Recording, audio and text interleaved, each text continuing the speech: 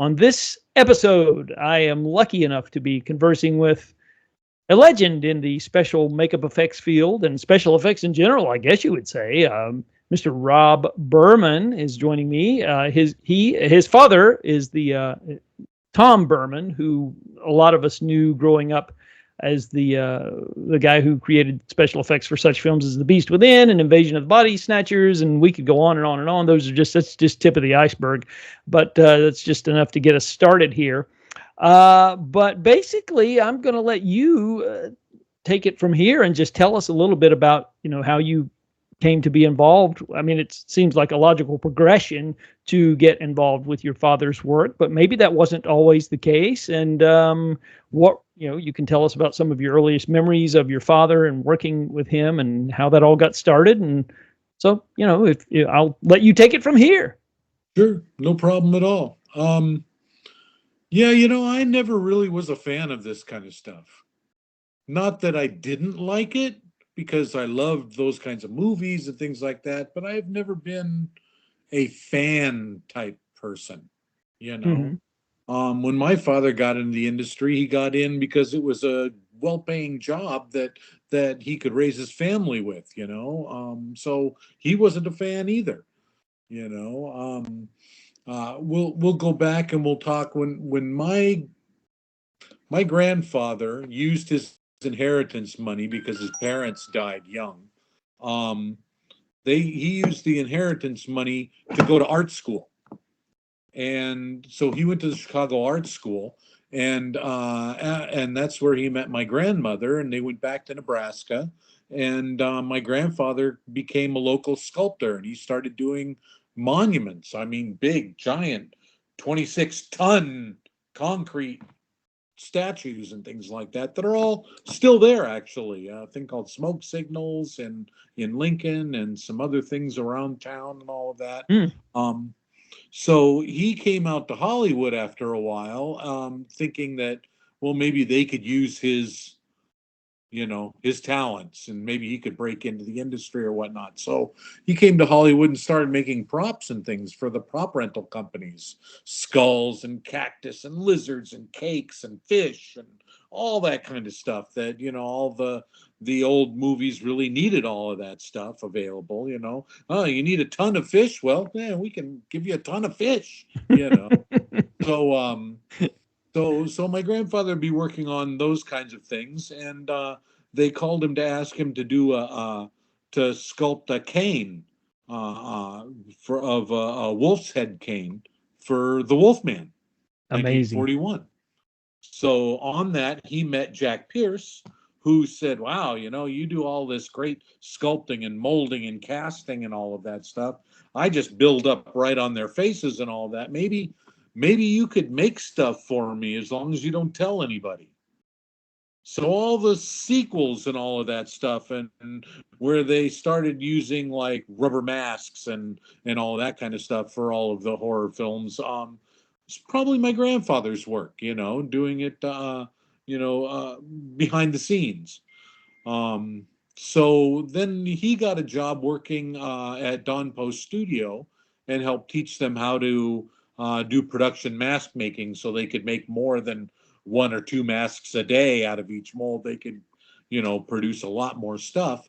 And they called him in to sculpt a giant gorilla, and so my dad got to assist him. My grandfather called him over and said, "Hey, help me do this." And so they started making this giant gorilla. And while he was there, my dad heard about an apprenticeship program opening up at 20th Century Fox. And so he, along with another almost 100 applicants, all applied for a makeup apprenticeship at the Fox Studios. And three people got picked, and my dad was one of them. And because my dad had experience making molds and doing all that stuff, helping my grandfather as a child, they picked him because he was experienced. Um, Mm-hmm. Within 6 months, the big film came in, and they're like, "Oh, we got to do this big giant film. We need all these people, all this stuff like that. And, get this guy, get that guy." And my dad said, "Well, John Chambers really did all that work, and I'll call him." And so they brought in John Chambers to Fox, and they started Planet of the Apes. And so that pretty much changed everything. My father did, the Planet of the Apes and Beneath the Planet of the Apes while an apprentice at 20th Century Fox. He and John started their own effects studio or makeup studio after that because what John didn't tell anybody was that they had a contract with the CIA to do disguise stuff. They couldn't do it under the watchful eye of the studios, so they left the lot. And everybody told them they were crazy. You're never going to survive. But they didn't tell everybody that they had this contract. So, Wow. So they started their own studio and all of that. After a few years, they bought my dad and my uncle bought out John, and then eventually my dad bought out my uncle, and it just became the Burman Studio. And then they did all that. They did all the '70s stuff. My first time anybody had put servos in a monster suit. First time anybody had done this. First time anybody had ever done that. They were the guys that did all of that. They had Dick Smith on the East Coast. They had Tom Burman on the West Coast. And then I got into high school thinking all my friends were making money, as busboys and working in the markets and things like that. And I'm like, well, I want money too, And so I started cleaning. I started as a janitor at this nighttime cleaning company, and that lasted a couple of months. And then I became a dishwasher at an ice cream parlor. That lasted a couple of months. And finally said, hey, Dad, your shop is really messy all the time. How about my friend Dale and I come in a few nights a week and clean it up for you?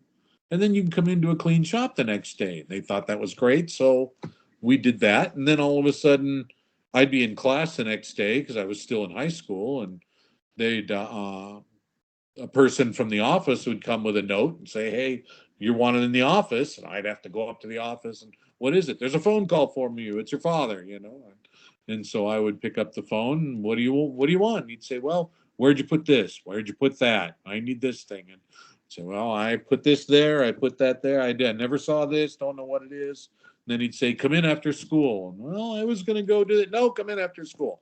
Okay. So I would come in after school. And then through my senior year, I was there pretty much what you would call full part-time.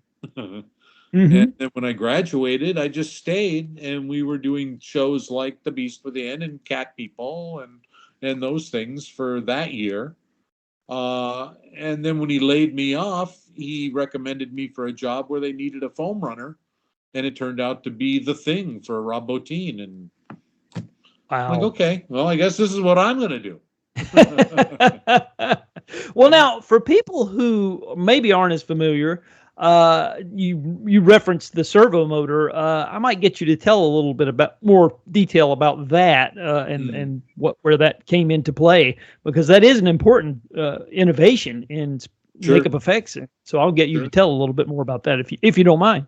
No problem. My uncle Ellis Burman Jr., who we refer to as Sonny in the family, he was a mechanical genius. He could machine anything that was really amazing. In fact, without my uncle, the Terminator would not exist the way it does now. There's some sculpted parts on the Terminator, some chest plates and the sculpted skull and all of that, but 90% of that thing is hand machined metal done on a lathe and on machines by my uncle. The arm that worked and the foot and the legs, all of that stuff was all built by my uncle. So, when you talk about things like servos, little things that'll move a little lever, well, you put that inside of a rubber head and connect it to a fiberglass skull. When that thing moves, all of a sudden your rubber head goes,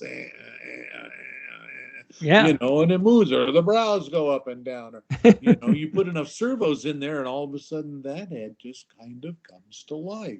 If it's puppeteered properly. Yeah, and the first film they used that on, what was that again? It was The Prophecy. Oh, oh, yes, the John Prophecy Bear, Frankenheimer. Yes, that is correct. That's some great work in that film. And you know, as a critically maligned film, it sits proudly on the shelf behind me on Blu-ray. So in fact, there's quite a few of your films sitting back there. Yeah, I mean, I think the effects in that film are really underrated and were pretty innovative at the time. I remember seeing it. You know, I was probably in my early teens when I saw it, and really impressed me. And still to this day, I watched the Blu-ray when it came out a couple of years ago, revisited it, and it still holds up. I thought, you know, I'd rather see this any day in place of the ecological warning, and it's yes, got all that things, and it's got those cool mutant babies. That's probably the best part of the whole movie. Is the little baby bears. Yeah, I talked to David Seltzer, who wrote it. I talked to him several years ago, and he had a little insight on, you know, how that came to be and how it changed a little bit, you know, after he wrote it, as it does, you know. But it always does. It normally does. But yeah, he I thought, you know, he was coming a couple of years off The Omen, I think at that point, and that was he doesn't like to. He told me that he doesn't like to sequelize. So he was on to the next project. So something completely different. Yeah, right. So anyway, I think what's in that movie that people don't realize, effects wise anyway, because everybody mentions, you know, the kid in the sleeping bag who gets smashed against a tree, and you know, all of these things, the guys who get pulled over the cliff in the beginning, and there's all that stuff like that. But what they don't really realize is that in shooting that, they had a company, Jack Shafton's costume company, make a literal 15-foot bear. It was 15 feet tall. It was huge. Only used for wide shots and all of that. The rest of the stuff was all my dad's 6-foot bear. With little people as the stuntmen. Yeah. And half-size dummies. Things like that, so that scale-wise, that thing looked much bigger, you know, than what it really was. Yeah, that's something that nobody really kind of has ever talked to me about or mentioned and things. And I'm thinking that's the brilliance in that film is the you know, shooting those scale things. You know, by the time they got to the Lord of the Rings, they pretty much had it down pat. But you know, back then they were switching back and forth in scales, and that wasn't done very often. No, it wasn't. You're right. And like I said, Prophecy, it's you know, I think Frankenheimer did a good job in terms of like the coverage of the creatures, as it were, I guess you would say. And so he you know, like I said, it took a drubbing critically, but I never quite saw it. I thought, you know, there's some good stuff here. I don't know. It's not a great film, but no, it's not. It's a fun thing, you know. It's a romp. But anyway, So well, you were saying that you came onto the scene in '82, which was an extremely busy year, or I should say '81, because they were probably ramping up for these films you talked about, Cat People and The Beast Within. The first films that I worked on at my dad's shop were Sgt. Pepper's Lonely Hearts Club Band. Oh, well, with that's Peter Frampton and the Bee Gees. I was trimming parts and things like that for that. For some dummies they made.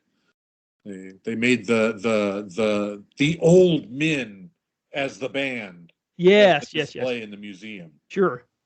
So, but then we did Happy Birthday to Me and My Bloody Valentine over one summer when they were having actors strikes here and everything. And these were Canadian films. So we got to do all this cool stuff. And so those are the first two, probably.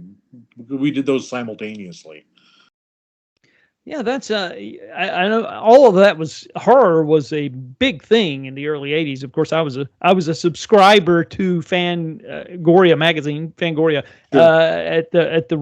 So I would read those articles in my early teens, and that was really the only way you could get this behind the scenes information. You know, there wasn't all of these, and they would do some really good articles about some of the work that was going on with the Burman Studios. And so that was my first exposure to what was happening.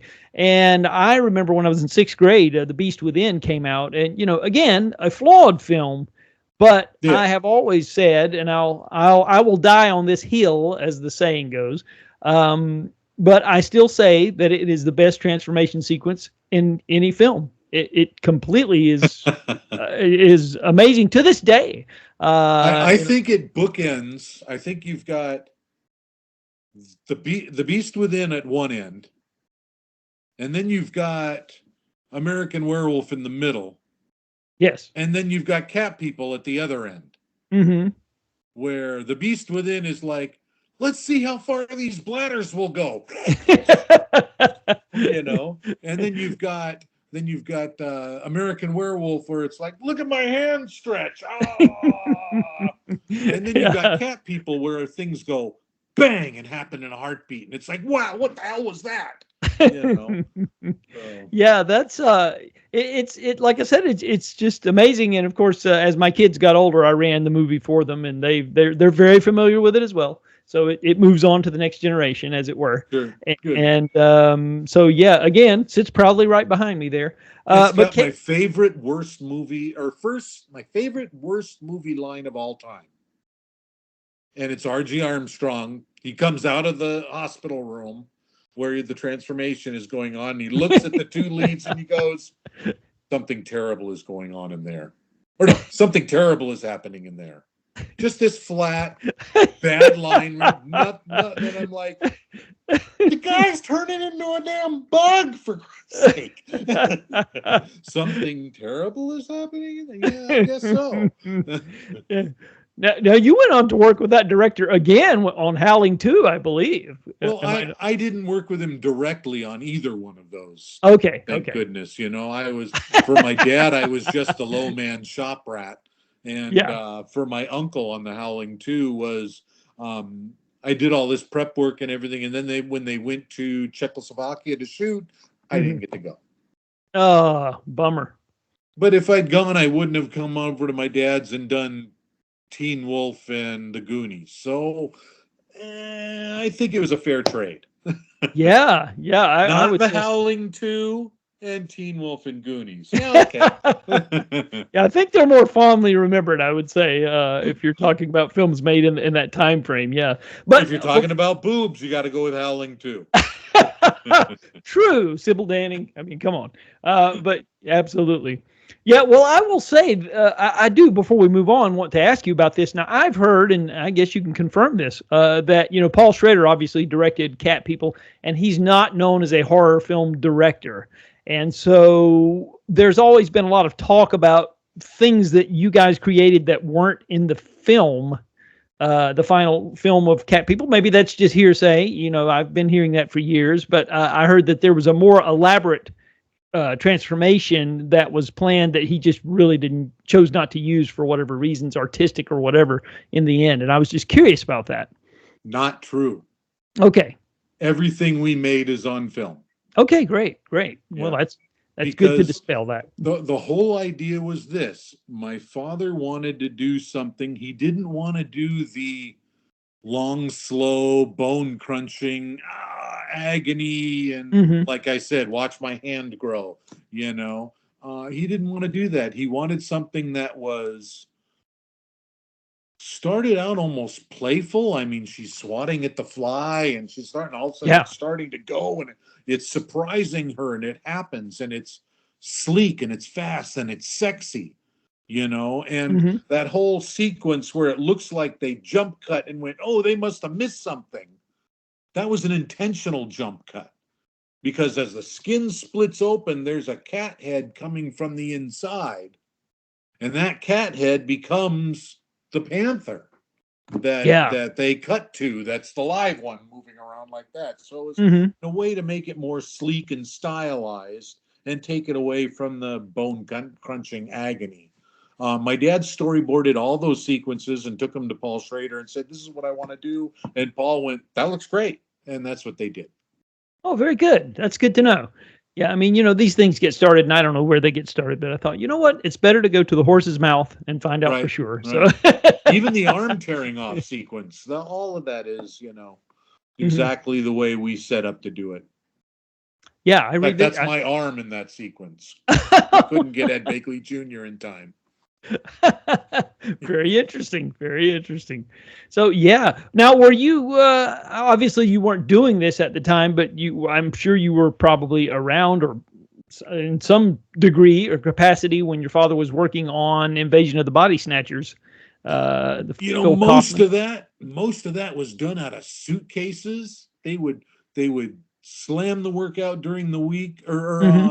they were on the weekends, and then pack everything up, and Sunday night fly up to San Francisco and shoot for the week, and then come back. There wasn't a whole lot of prep, and the prep work, since I was at that time, what, I was probably like 13, 14. I would have been like, I don't want to have to go to dad's shop. I don't want, I can remember seeing some stuff. I remember going over there when they did Prophecy and seeing the bear head sculpture. Hmm.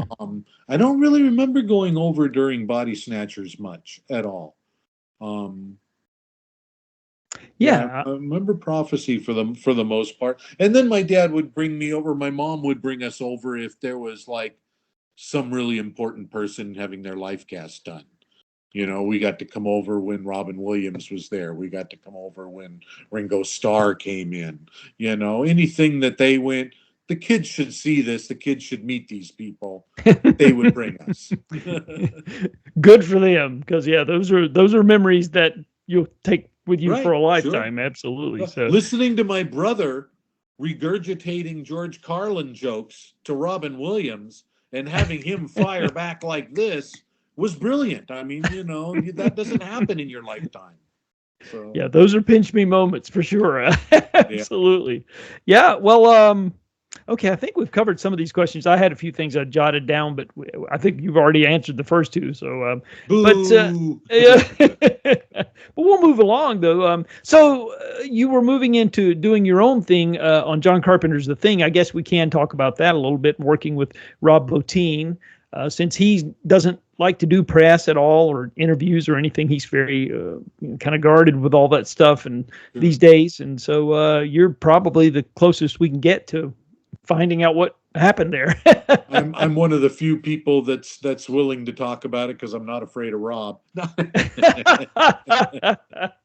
Most of the people that were on that show were some of his best friends to bring in, Mhm. Margaret Becerra and all of that. So they're very loyal to him, and I understand it. I'm not Sure. loyal to him. It's just I'm willing to talk about the work that I did. You know, Yeah. Well, yeah. Talk about it. How long were you involved? What was the time that you spent actually? I was on the job for about 5 months, Oh, okay. just running foam latex. That was Hmm. my department with my best friend Dale Brady, and they would just bring us all their molds, and we would find ways of doing it. When we get brought in, um, basically it was the job that nobody wanted to do, Hmm. and but it needed to be done and things. So people, when they had downtime, would do it. But then they were getting terrible results because people weren't really trained to work it properly, and they were just doing because, oh yeah, I ran foam when I was back in school, I can do that. And then things never coming out properly and all of that stuff. So they decided they really needed to get that department as a department. So Dale and I came in and we did.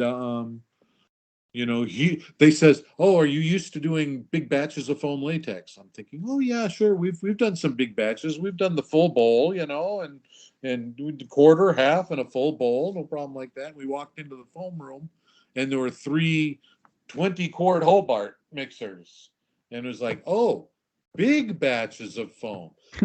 Nobody I knew had done anything like that prior to that. Nobody I knew, and nobody in the industry at that time probably had the experience of doing anything like that. So we faked it. But because we were faking it every single day, we got to see exactly what the results were and kind of alter everything until everything was right.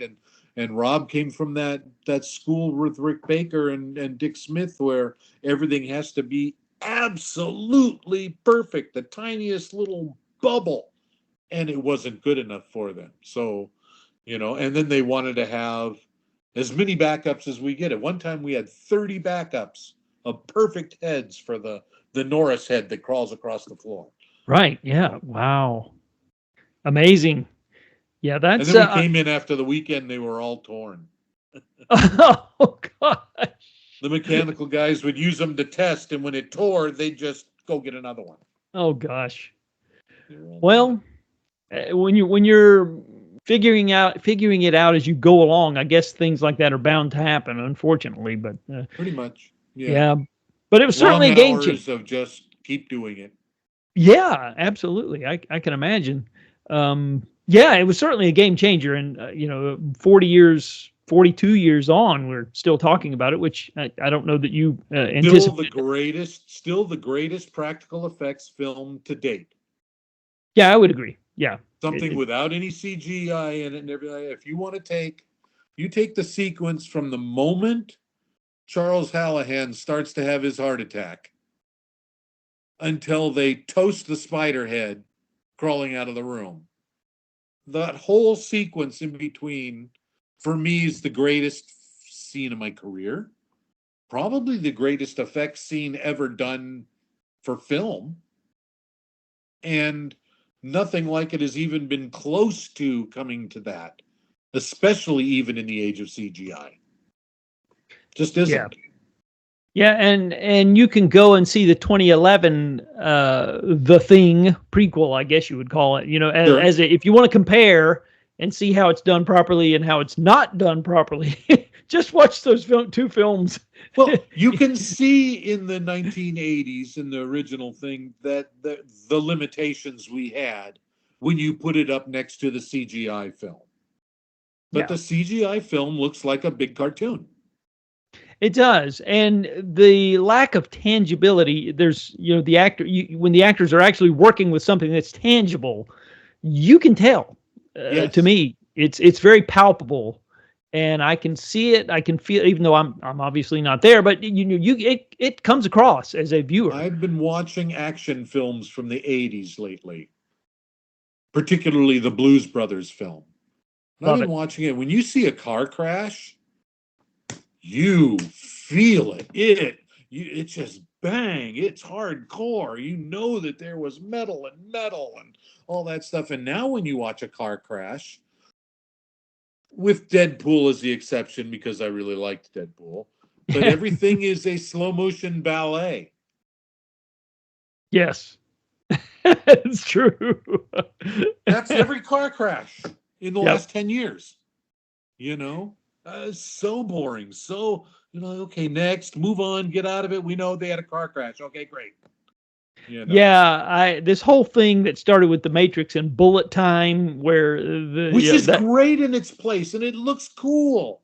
Yeah, but not always. Yeah, it was innovative at the time, but it has definitely become a cliche at this point. Absolutely.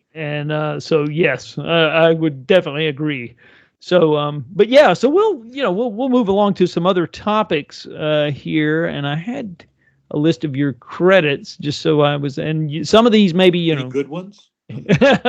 Well, there's some interesting ones like Space Hunter: Adventures in the Forbidden Zone. I mean, not known critically as a film that people are talking about, but it was a 3D film, It was so much fun. I loved it. I was 19 years old, and I was just. Mm-hmm. It was the first time my dad gave me charge of the shop, and my first location job going up to Vancouver, and I was king of the world.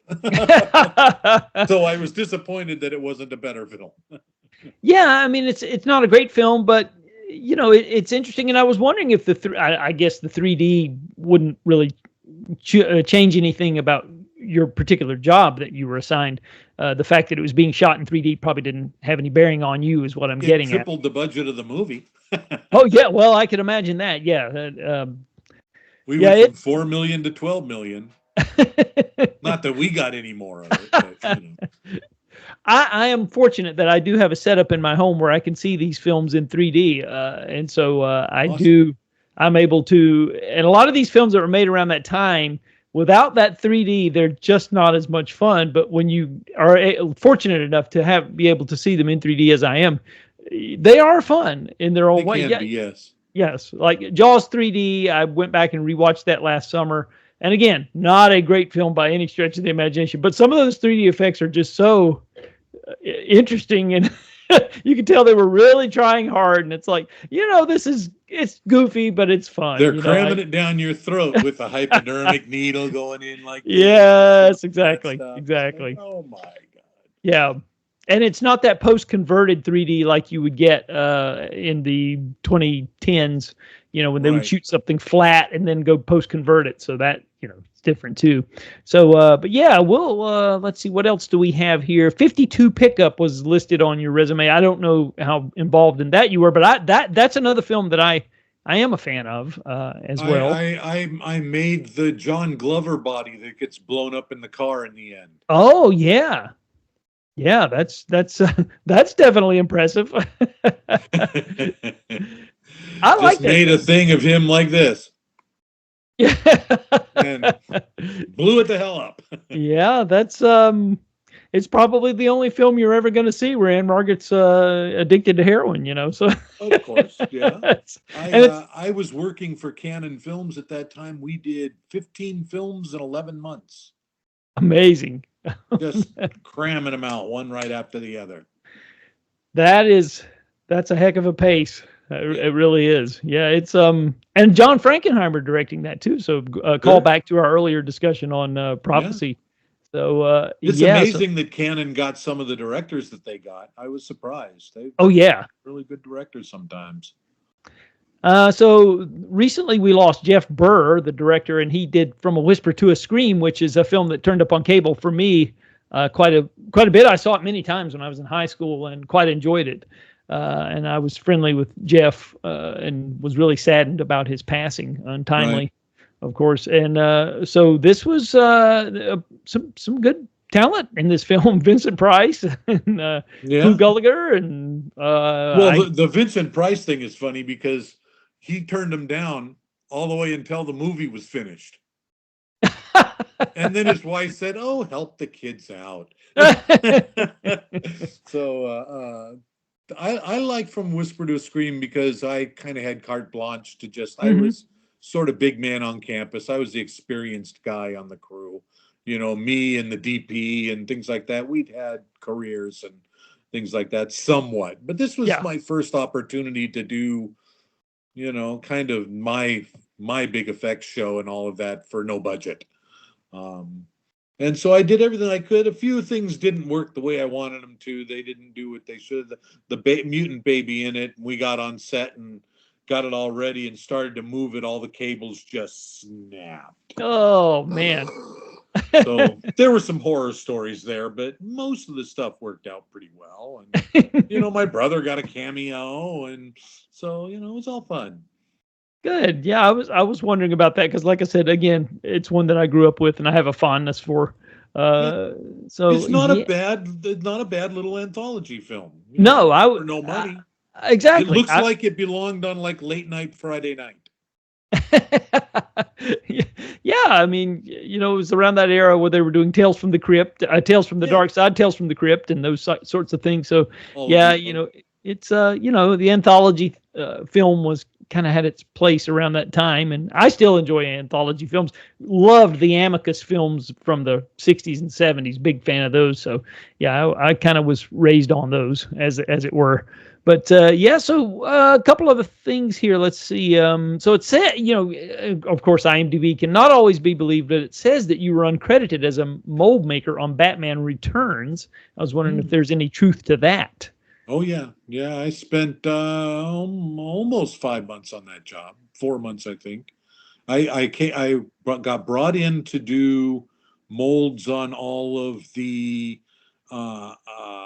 Danny DeVito body parts and all of that stuff, because he had a complete suit of parts that he was wearing. They were going to originally do a nude scene, so had very detailed body stuff inside that distorted him and all of that. So I made all the molds for those and cast all the parts for them that ended up just being underneath layers of costume, except for the union suit scene. They did keep that. And then once I got finished making all those molds, they moved me over because I had experience doing foam latex. They moved me into seaming and patching of bat and cat suits. So we would make, they would give me a bat cowl that had seams on it, and I had to make it look pristine and perfect, and give me any parts that had bubbles or improper things here and there. And so I spent about almost 3 months just patching and doing that, gluing appliques onto the Catwoman costume, because you couldn't really cut her costume, or it would cause a run that would just keep going and you couldn't stop it. Sure. Yeah. So all of her splits and tears and all that stuff that looks like it was stitched together are prosthetic appliques. Oh, you They never had would a have little guessed it. backing that looked like skin, and then the front looked like black, and you'd glue it onto here, and you'd put stitching into it and all of that, and it looked like her suit was coming apart.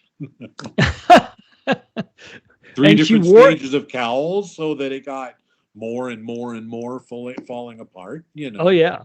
Mm-hmm. But they all had to be sculpted individually, and I would go in, and every single little stitch in each cowl would come out of the mold in foam latex with a bubble in it. So I had to cut all the stitches off and redraw them in with a little syringe and some latex, and hand do every 236 stitches in each cowl. Wow, that is really a testament to how difficult things could be in the days before CGI and all that. Because well, it's why our budget went from $3 million for the costumes for the 3 characters to 5. Mm-hmm. They spent that much money, and you had a big team. There was, 10 big time union mold makers in that shop at any given time, and that's expensive. That's a lot of money. That's definitely daunting to think about that. Yeah, you're talking probably that shop probably cost the Warner Brothers $100,000 an hour. Jeez. Wow. And yet Michelle Pfeiffer wears the suit quite well, I must say. Oh, God. It works great. Took her 45 minutes to get in it every day, but I would be remiss if I didn't mention that. So, yeah. Yeah. Well, she's still the ultimate Catwoman now. She displaced Lee Merriweather and everybody from the original series. So, Yeah, I don't know that she can be topped in that role. It was going to be Annette Bening. Yeah, that's right. I forgot all about that. Yeah. Halfway through production, they came in and said, "We're changing it." And so all our designs had to go from Annette Bening to Michelle Pfeiffer. Yeah, and I know Sean Young was and she was lobbying for that role, but I don't think they wanted her. I don't think she was ever even close. Yeah. But yeah, Annette Bening, I'd forgotten about that. I'm glad you reminded me of that, because I knew about that at the time, and it's one of those factoids that just kind of left me. I don't think Catwoman would have looked good pregnant, I'll tell you. No, that would have definitely made things. You'd have been having to stitch a completely different suit together, I think. That's right. It's a whole different fetish. Yeah. So I find it ironic that 15 years after the release of Invasion of the Body Snatchers, you're credited with working on the Abel Ferrara remake called Body Snatchers, which Roger Ebert famously gave 4 stars to, from what I recall. He loved that film. Yeah, I don't know why. Abel did not want to do a sci-fi film. Mm-hmm. He liked the moody thriller, but he didn't want to do sci-fi. And he was contractually obligated to deliver a sci-fi film. So he fought us tooth and nail every step of the way, to the point to where we would show up on set and everything, because, we only had so much time, would be would be built to shoot this way. And he'd go, "Nah, I don't want to do that. I want to do it this way." We're like, "Well, but we can't shoot it from that way. There's no other." And he'd go, "But that's what I want to do." So, it was, he really did fight. "I don't like the pods. I don't want to use the pods." What do you mean you don't want to use the pods? No, I just thought they don't scare me. Well, this is a Body Snatchers film. The pods are kind of integral to the plot, so it's. He came in and did this whole dissertation about when the pod was going to take over Gabrielle Anwar in the bathtub and all that stuff. And he's in there and he's like, okay, so the expletive is in the expletive, and she's in the expletive, and then the thing comes down, and it's going all over expletives. And it's like, wait a minute, only because I don't want to say the words. Sure. But it was just like, oh my God, he just is just nuts about this whole moment. We just got, it's going to last a minute in the film, but seemed like that was what the whole movie was about for him. So, I don't know. And then he didn't want to see the pod. So everybody has their own predilections, I guess. Yes. Yeah. So I think your next film was Super Mario Brothers, I believe, and of course that has gotten somewhat of a resurgence in popularity due to the popularity of the reboot or whatever. Yeah. Last Another year. one I don't understand. It's awful unless you were a kid at the time. Yeah. My work is 13 seconds in the end. We kill King Koopa and half of it is all CGI, but our work is actually on screen for 13 seconds. So 13 weeks of work for 13 seconds of film. Well, I have to admit, I was a little bit, I was in my mid-20s by the time this came out, so it wasn't really the kind of film that I was seeking out. I was seeking out more serious-minded fare, I guess you would say. So I kind of skipped it, and I haven't seen it, so I can't really testify to the quality of it. You can watch The Last End Transformation, and now you got it. And then, I'll say everybody working on the film that I worked with, not for, but Makeup Effects Labs was on that job, and some other guys did some other things. All that, everybody brought their A game and did some great work. Mm-hmm. But the day I arrived on set, the directors quit, and I still had 3 weeks of shooting to do. So, that gives you an idea how troubled the production was. Yeah, pretty bad. So they went off and did whatever, and I think Dean Semler saved the film, pretty much directing the end sequences for the rest of us, and That's interesting. Yeah. I know it was a troubled production, and I know there was an alternate cut that that has only survived in a VHS work print, I think, and that recently got issued on a Blu-ray from this Australian label called Umbrella Entertainment. So it has just been put out on a bonus disc. Like I said, the quality I hear is negligible, but at least you can see it. Yeah. So for anybody who wants to see a different cut of the film. But so we'll move along to there's Mighty Morphin Power Rangers is another film that I was a little bit too old to. It really wasn't my kind of thing, but I know, again, there are a lot of fans of this. Oh yeah. I still get today people trying to get me to make costumes for them from that.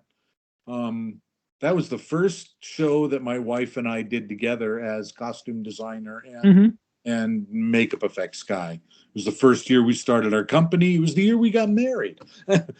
We did a lot in that year. But, yeah, I would say so. But that job was probably the hardest job we've still had to date, because making somebody look like a Ferrari is hard.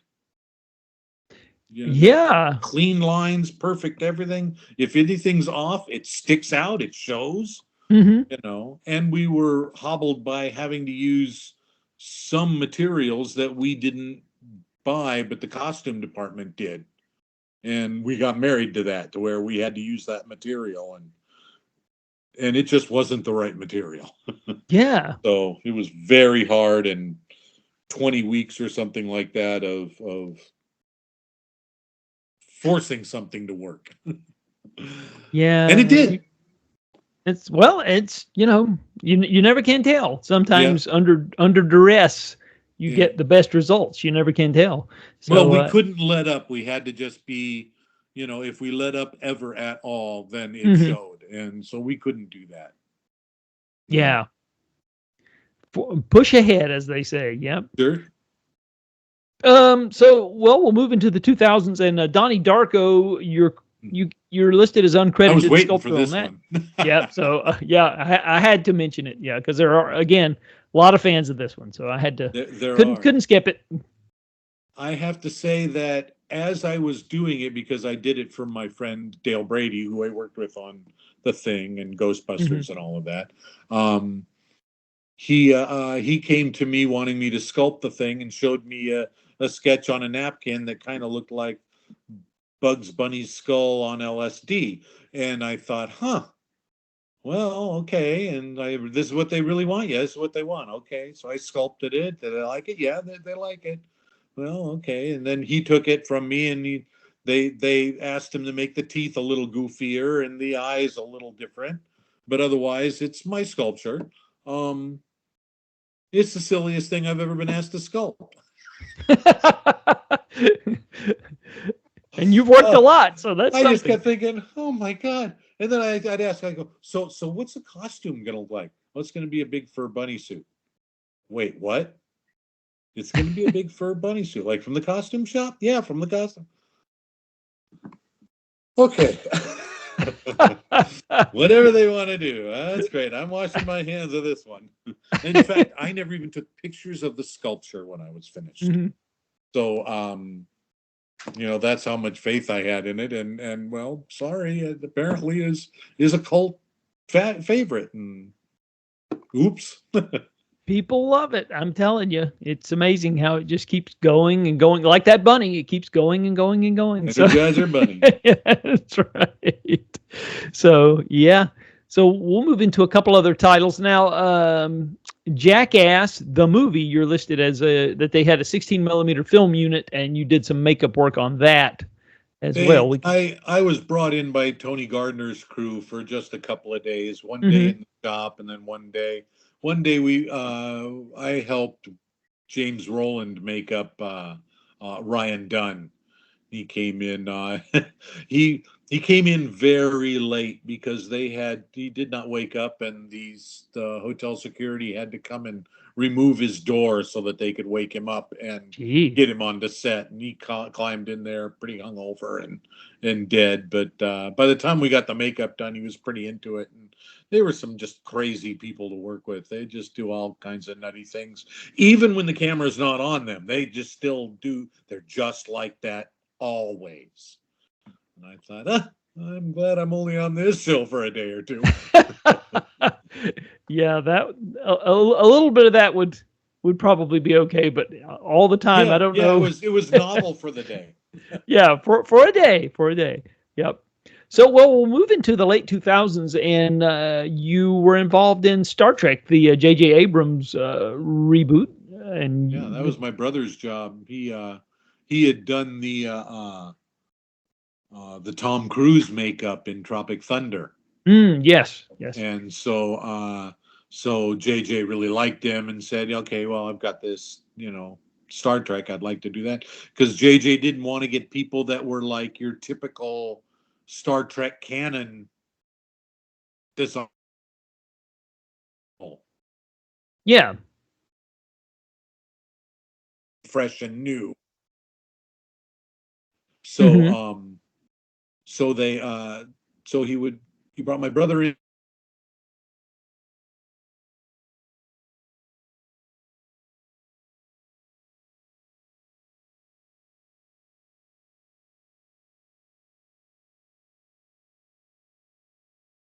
I think we may have frozen up here. Thank goodness. My friend Russell was that, and that was good. So we just kept doing one thing right after another and they'd either get used or not. And they made two makeup factions. They moved all of the Vulcan ears over onto the lot because they were just having to produce so many ears that Hmm. we didn't really have time to move them between shops and stuff. We just moved on a lot and produced them there. And I stayed in the shop out in Pacoima and just molded things like crazy. That was good fun. I actually campaigned for my brother to do that because I was teaching at the time and doing that. And when I found out he was going to get the job, I'm like, I want to be on that. I want to be there for that. Yeah. And then he got an Oscar. So, he was determined when he first set out. He said, if I don't get an Oscar for this, it's going to not be from a lack of trying. And, So we all put forth the effort that we needed to put into to do that, and I realized that that's not something I'm going to put that much effort into anymore. I always thought, oh yeah, I would love to learn an Oscar, and now when I know what it takes to actually do it, I'm like, yeah, I don't need that bad. Well, yeah, you reach a point, that's for sure. I can imagine. Yeah. Well, a couple I've other films. decided that if anything isn't fun anymore, I'm not doing it. So Yeah, I can understand that. I'm kind of in the same boat. I'm the yep, same way. So there were times when I said yes to everything, and it's like you get yep, to a me point where too. it's like, no, if it's not something I'm really interested in, I don't. It's okay to say no. So it's a Yeah, lesson to learn absolutely, as we absolutely. get older. Yes. Well, there were a couple other films that and I know we touched on Terminator a while ago, earlier in the conversation, but Terminator 2 Judgment Day, you were involved with that a little bit, I I think, in the came art in for a department. week because they had some foam problems, and I kind of solved their problems and moved on. Okay. Okay. But I got a So, credit. It's more than I can yep. say for Batman or Ghostbusters. Yeah, you can't. Yeah, and we skipped over Ghostbusters right quick. I guess we do need to talk about that one, so you can tell what you did on that as well. So I'm sorry If I it was omitted that. the same thing as the Thing, if it was made of foam latex, it came by Hmm. mine and Dale's department. Um, we just ran everything in that. We were doing really big amounts of foam. That's more foam than anybody had done up until that point to do like the Terror Dogs Hmm. and whatnot. And that was another 5 month job that was just as I was working on it, I knew it was going to be good. I'd read the script over a Thanksgiving break and thought, that's actually really funny. I'd never read a script that I actually thought was funny before. I thought if they can do that script, this could be good. Yeah. And then as things started coming back and saw what we were doing, and it was like, yeah, this is really working. And we got to see some test footage of Slimer in action, and he was flailing all about. And the head of Boss Films, Richard Edlin, turned and looked at me, and he's like, "So what'd you think?" Almost. He says, "What do you mean almost?" And I'm like, "Well, he doesn't do anything. He does this, but he doesn't do anything. He's not." Doesn't have an activity of something. So then they put in the whole things where he's going through the room service cart, and when they're popping out of the hot dog cart and things like that, to where he had gags rather than just being a flailing ghost. Yeah. Hmm. So I feel like I contributed pretty well to that in that moment. Oh yeah, sure sounds like it. Yeah, and of course they're again still making them. Yeah, sure. And they still will. None Yeah. of them have really gotten captured what the first one did, but No. I think the last one, the Afterlife one, wasn't too bad. It was fun. It was more like watching Stranger Things or, Hmm. Super 8, one of those movies. Yeah. But it was all Uh, right. yeah, that's it. Definitely it's a franchise that definitely has legs, as they say. Yes. Um, well, I guess one more title would be Tremors, and I know you did supposedly did some creature effects for that as well. That's another one that people talk about, so I Sure. guess we should mention it. Well, yeah. And again, see, most of my career when people would bring me in is because they had foam latex problems or didn't know what to do. And they had to make a giant worm in foam latex, and they needed somebody who knew how to do big giant batches of foam, so they called me. I came in for about 2 weeks. I cast two giant worm heads and about a half a dozen tentacles, in that time.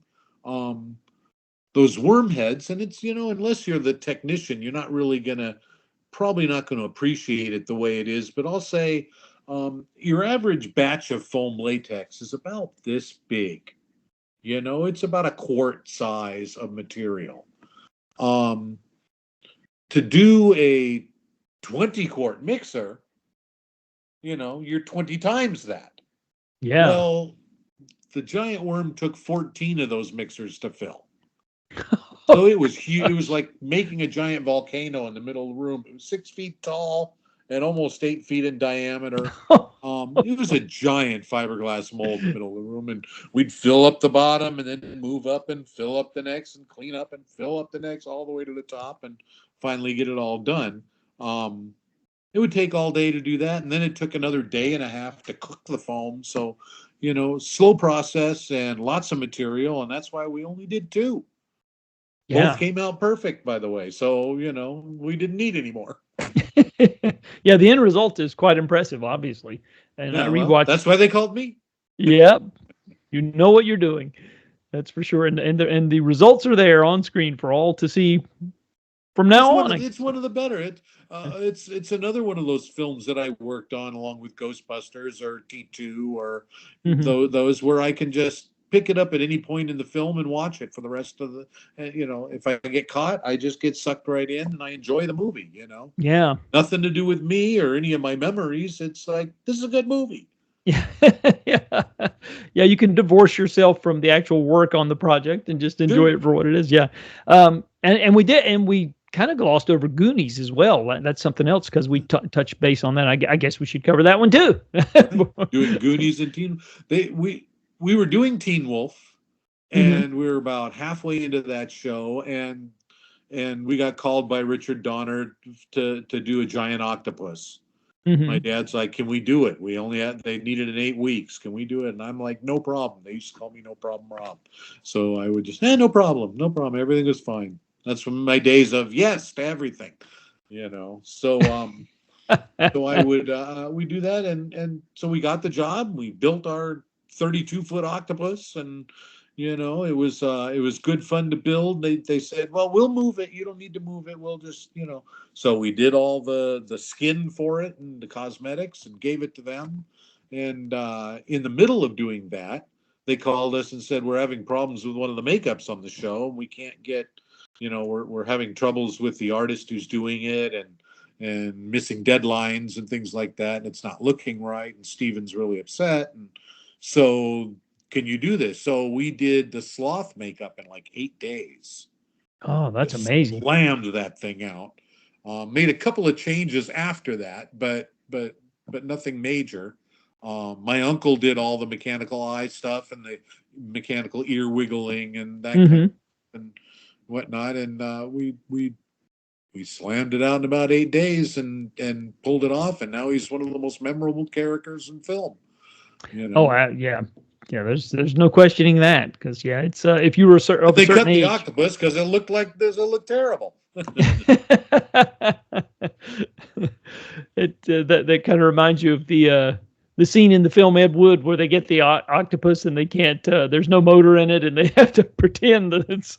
That's why they cut it because the grip department had told them, "Oh no, we can make it move," and they thought we'll just marionette it. Yes. Yeah. And so it did this, and it's like, well, wait. That's not moving. That's not the way an octopus moves. And, thank goodness they cut it. You can see the whole most of the sequence in the Cyndi Lauper Goonies Are Good Enough video. Yes. At least I got to see what it looked like. Yeah. Probably a wise choice that they decided to go the way they did with that. Yeah. Absolutely. Well, I'm not going to take up too much of your time. This has been so much fun. I will say that I so enjoy your comments to some of my posts on Facebook because I have this thing that I do every day, as you're well aware, and a lot of other people are, that I try to remember somebody who passed on this day and remember their work. And a lot of times you will chime in with a personal remembrance of these people because you worked with them. And some of them are really interesting tidbits of information. And one of the ones that I it's a story that I just keep repeating. It's one that you mentioned. Was when you were working on the Hudsucker proxy, and I said did the remembrance on Charles Durning, and you said when you did his measurements, his circumference and his height was they were exactly the same. And I have gotten so much mileage out of that story. My wife was built the flying harnesses for him so that he could be in the Angel flying, and then she made the wings as well. Yeah. So yeah, she would come back home at the end of the day and go, "Well, I met Charles Durning today," and be like, "Oh, well, he's just as big this way as he is this way." He was one of the greats, but yes, he was. But that was so funny. I laughed so hard when you chimed in with that. And so I always tell people, I say, I don't do this to be morbid because I'm not trying to. I'm trying to remember their work. But occasionally, somebody who knew them, like yourself, or worked with them, will come through with these personal stories that humanize them in a way, and I just so enjoy it. So it just means the world to me. Yeah, well, I guess before I sign off, I guess I'll ask if you're doing any work these days, or you have any projects, or you're just, I just wrote a book. Oh, great. A book. It's based on the premise of what happens in Oz if Dorothy doesn't show. Very interesting. So I've been having a good time with that. I've sculpted some of the characters because, if she doesn't show up, what happens to the Tin Man? What happens to the Cowardly Lion? The Witch of the East. I mean, if that doesn't happen, then what? So I've been playing with that for the last couple of years, and then teaching. I still love teaching. I'm about to go back to Berlin and Vienna next month to do a couple more classes. I do those every year, and just wherever people will have me and want me to go do a class, I'm there for them. Well, you're a font of knowledge, that's for sure. And if it's a job, I'll only do it if it's fun. Well, this has been a pleasure for me to finally chat with you, and I've been meaning to ask if you would be willing to come on and chat about these things. And so you were gracious enough to give me some of your time, and so I certainly appreciate it, because again, my podcast is about people I'm interested in, and it's just back to what we were talking about earlier. I get a lot of opportunities to interview people, but I pass a lot of them up because nothing personal against them, and I'm sure a lot of these people are talented, but it's just something that I'm not really passionate about, or something that I'm not really interested in talking about. And so I try to reach out to people like yourself who actually have done things that were very meaningful to me in my life. So for that, I thank you. And I just wanted to say that. So thanks again, and best wishes on your future endeavors.